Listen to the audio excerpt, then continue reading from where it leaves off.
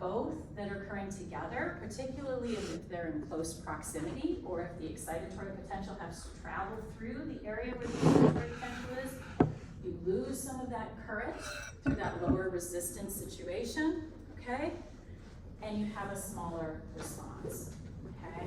So you can have that smaller response. And some of that current loss, right, which is the same things that we're talking about when membrane resistance goes down, all right, can cause a greater decrease. And that's what I meant when I was talking about summation and how things are not perfectly summated. So you can't say one EPSP and one EPSP and just get 2 on top of it, even though some of the figures will say that, because resistance is lower when you're opening the channels.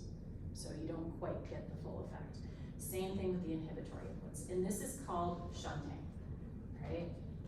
So shunting is really, at that point, conductance to chloride increases, thus resistance decreases, delta V equals IR. If R goes down, then V goes down. Thus the potential may not be as close to threshold at that point. It's the same thing we've been talking about, it's just one word, okay?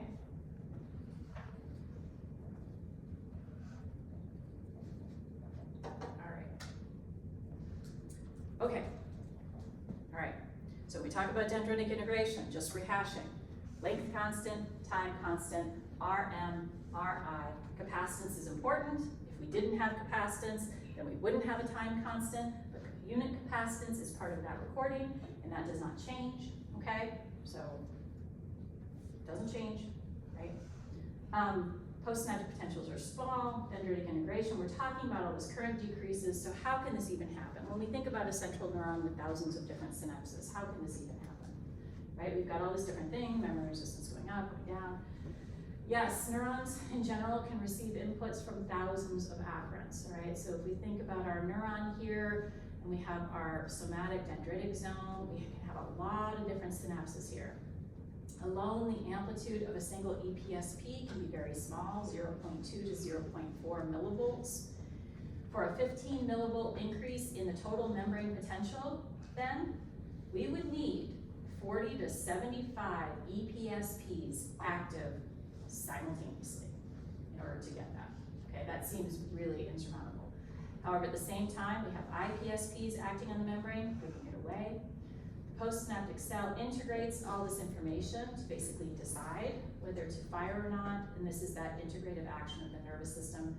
It all culminates in the axon hillock, as in this module, we have no action potentials in the dendrites, in this module, all right? Okay, so we have all of this. Now, how could it even happen? Well, in general, when you look at the properties of dendrites, they're usually relatively short, especially as compared to the axons, right? So they're relatively short, usually less than 500 micrometers, and relatively narrow, 1 to 4 micrometers.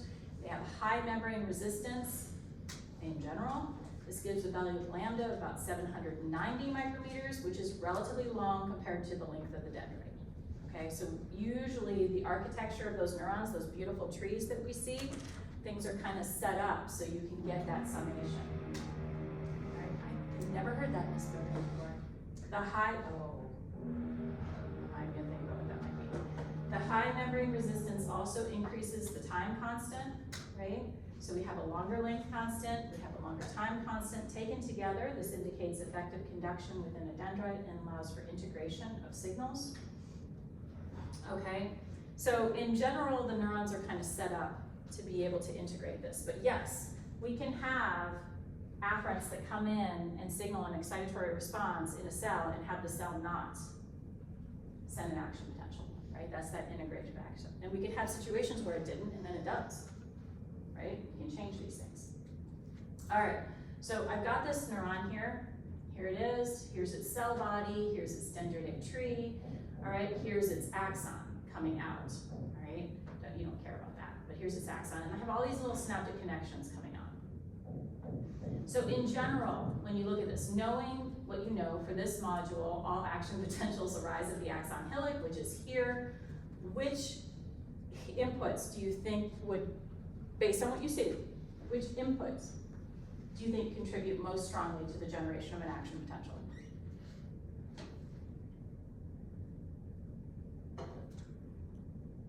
If the action potential is going to initiate right here, which inputs do you think would contribute most strongly? E. E, right? It's closer, okay?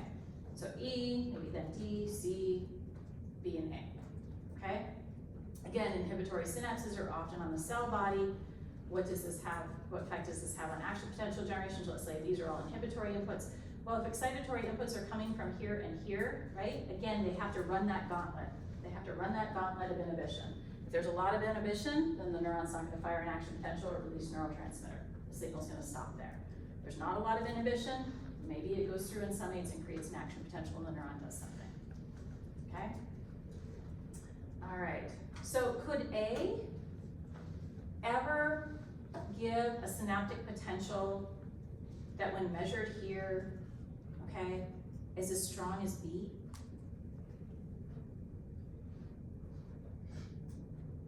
I see some nods. Yeah, how? How would it do that? I hear a whisper. I don't know where the whisper's coming from.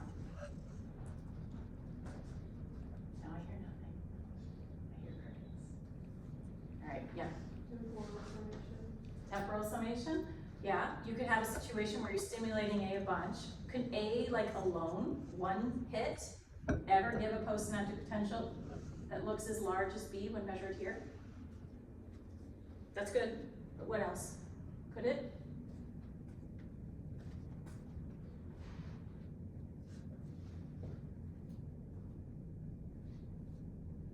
Yeah. Okay, I never told you that they're all the same strength, right? So we're gonna talk about that when we talk about plasticity. You can have synapses that are stronger. This could give you a really big postsynaptic potential at the beginning. This one might be pathetic, right? This one might be hardly anything. Synapses can even be different sizes. Have you seen that, right? This could be a ginormous mushroom body synapse that's huge, right? This one could be a tiny little nub that's hardly anything. Okay? So synapses can have various strengths too. So yeah, you could have a huge response coming from A and not much coming from B, even though this one's gonna degrade as it travels. It could still be larger than B by the time you get there. So we have other levels besides the integration that can control synaptic strength, right? Can control the synaptic input. Okay, all right. So why do we think you need to know this? Why do all of you need to know this? So I would love to give this slide in the beginning before I tell you all of this stuff, but it actually makes no sense when I do that, okay? So why is this important? So we are finding more and more and more examples of disease and illness that are really linked to changes in the electrotonic properties of dendrites and not changes to the synaptic strength itself, okay? So one of these things that I see a lot of is I see somebody coming to our core facility and they say, hey, Candace, Dr. Asquith, we have got increased excitability of this neuron population. We are very confident that it is affecting excitatory postsynaptic potentials onto this neuron because we see this increased excitability. Can you please go in there and record those? I am confident you are going to see enhanced excitatory postsynaptic potentials, right?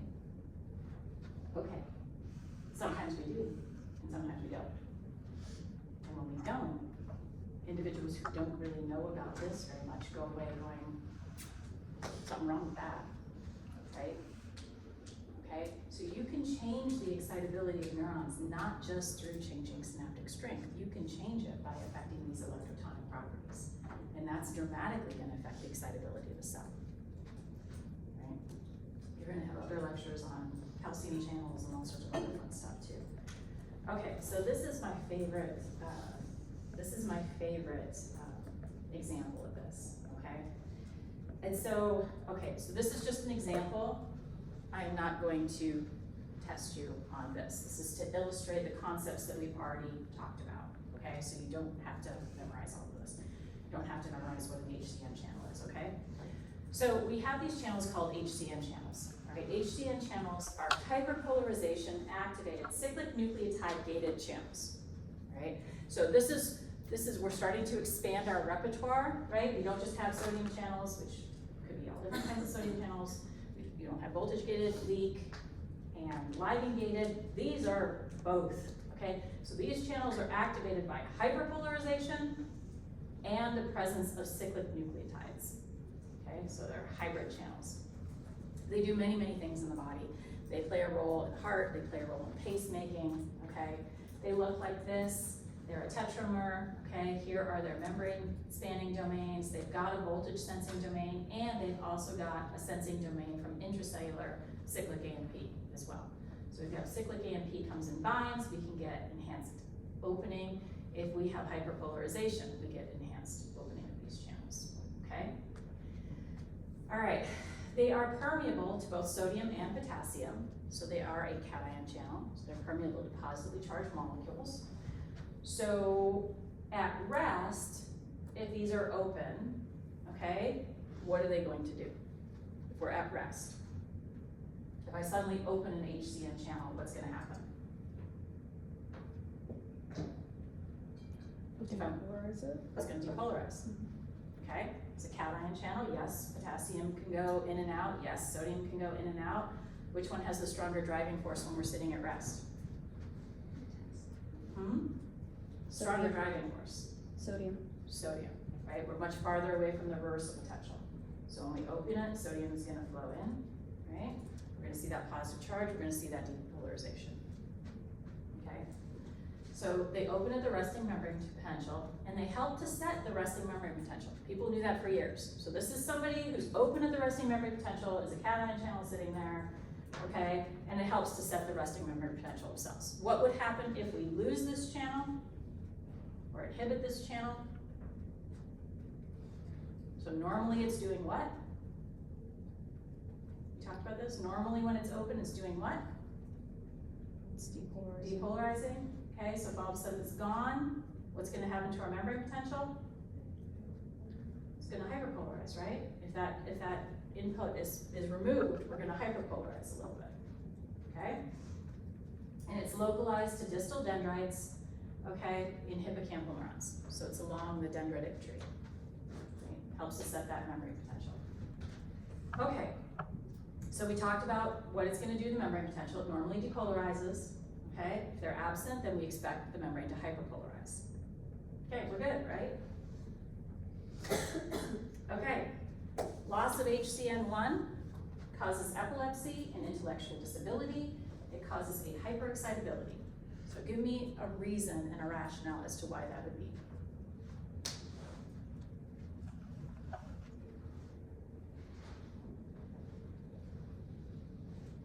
So yes, you're right, 100%. HCN1 loss or inhibition definitely hyperpolarizes the membrane potential of the cell it's in.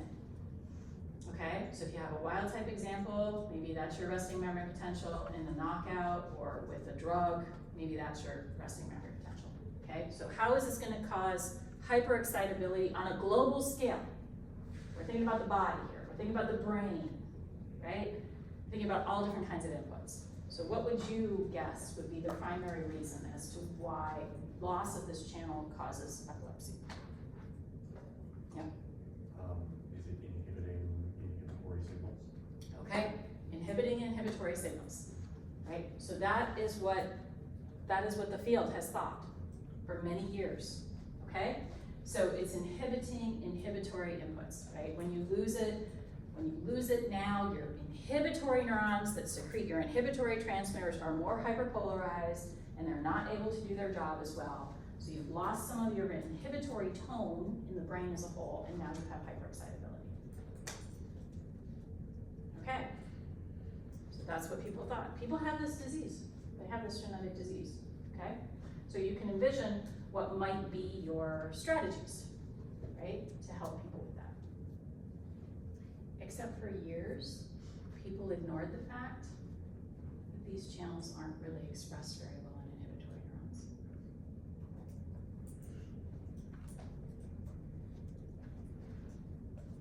Uh-oh. So for years, you'll see this stuff where people kind of like, I don't know, maybe it's just not coming up. Maybe there's something wrong with different about the transcript, you just don't see it very much. It's in excitatory neurons. Pretty highly expressed. Okay? Distal dendrites. There's your clue. So what do you think it's doing?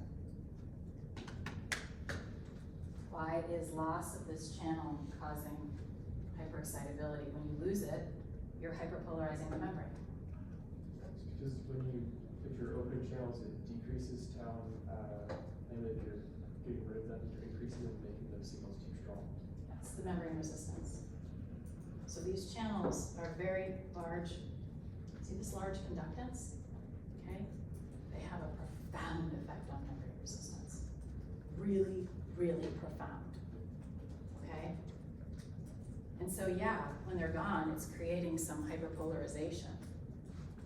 But what else is it doing? If you're losing that large conductance that was there before, what happens to your membrane resistance? Okay, normally channels are there, they're big conductance, right? We got sodium and potassium moving like crazy, back and forth, right? What's that do to our membrane resistance when we have them open? Decreases it, right? So all of a sudden they're gone. Increase membrane resistance. Okay? All right. Okay, so this is an example. Okay? I know this is just one of this is complicated. This is an example when individuals went through and made some knock-in mice. We talked about that a little bit in 7100. Knock-in mice of HCM1 loss, right? Just to look at that. And we're stimulating here, okay? The same input over and over and over again, all right? And we're measuring the postsynaptic response down here. When we stimulate here, measure there for wild type, we're seeing something that looks like this. What kind of summation is this? Temporal, right? We're stimulating the same input over and over and over and over again. Okay, so we see something like this. Bonk, bonk, bonk, bonk, bonk, bonk, okay? Whatever. Didn't really do much. Okay. This is when we lost the channel, the red. So we're stimulating here, we're measuring there. Bump, bump, bump, bump. Action potentials. Okay. So that is how profound things can be when we change that membrane resistance. So yeah, sure, the neurons are more hyperpolarized, but man, can they summate. Look at that. I'm sorry, I found that so striking to me. Okay, so it can have this really profound effect. Okay, so neuronal excitability in response to synaptic inputs is not just a function of the initial synaptic depolarization, synaptic current, and hyperpolarization, but how these electrotonic properties of dendrites facilitate the synaptic integration. And it can create a pretty profound effect that, if you are not aware and you are not thinking deeply about this, you will miss, okay? And maybe you end up publishing a paper saying, you know, oh, the synaptic inputs are barely changing or not changing, but you're gonna miss this, right? Which could have been a neuron paper. So examples of this are becoming more and more and more and more common, okay? But oftentimes it's not appreciated because it's a little harder to understand for just general, you know, people in the field, okay? So know about it. It's actually really important. Okay.